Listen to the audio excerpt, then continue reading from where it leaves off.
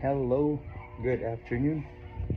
Mag-install ka og blinds, window blinds. There is our windows. This is our prefab house. Nga, kita mo kita sa gawas.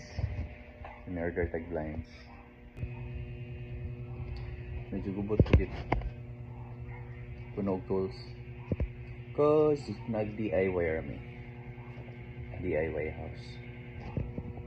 So, ato nag-iblihan. Blinds. Then mo na ang sulod.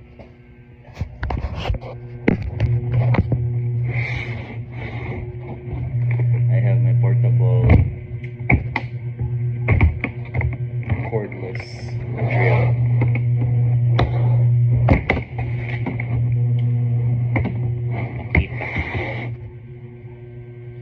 So what's inside is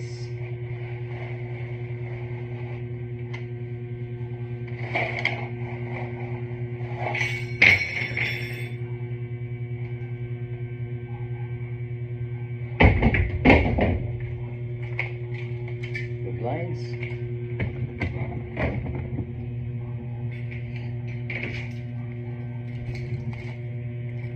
a set of screw, and this thingy.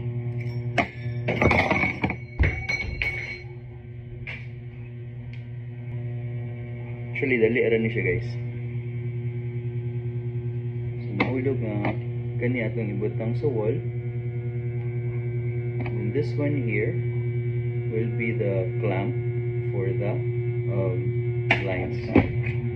So, ang buhaton na to, we're going to do is this one, twist na siya, like that, and then you twist like that. So, muna may tabo. So, wall mount here, and then the blinds will be here.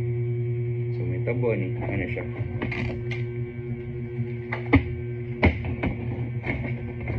Meron siya ilak diri.